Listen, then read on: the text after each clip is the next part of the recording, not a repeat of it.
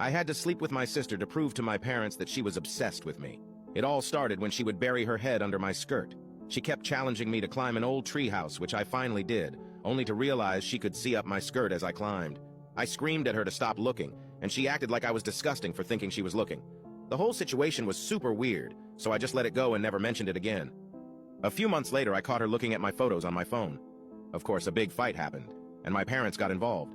She told them she was trying to delete an ugly photo I had taken of her somehow. My parents saw it as if we were both in the wrong.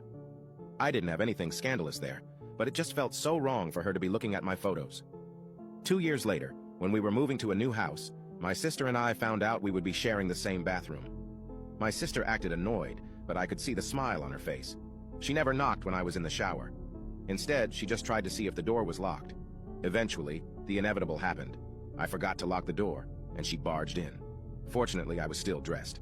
I told my parents about it, and instead of the solution being that she should knock, the solution was that I should use the guest bathroom downstairs. Just when I thought it couldn't get worse, it did.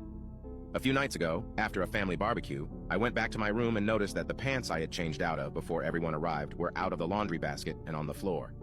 When I got up to do the laundry the next morning, I realized that the underwear I was wearing with those pants was missing. I wanted to scream my sister's name and storm into her room, but it would be pointless.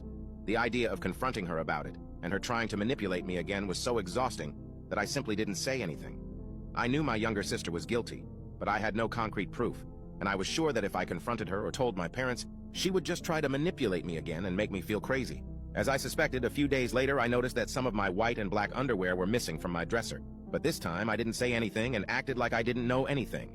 The next part of my plan was a bit sneaky, as I suspected. A few days later, I noticed that some of the white and black underwear were missing from my dresser, but this time I didn't say anything and acted like I didn't know anything. The next part of my plan was a bit sneaky. I was thinking about how to make her hit on me or something like that so I could record it and show my parents. So, I decided on something. My parents were going to another city for the wedding of 2 of their friends. That day would be perfect to put the plan into action, so the day arrived. I thought of all the ways to provoke her, and the most effective way I found was to pretend I was using the bathroom and stay inside wearing only the bottom of my bikini, waiting for her to barge in as she always did. As expected, she broke in through the door as usual, but I didn't expect the reaction she had. She stood there staring at me as if she wanted to pounce on me, like a wolf looks at its prey,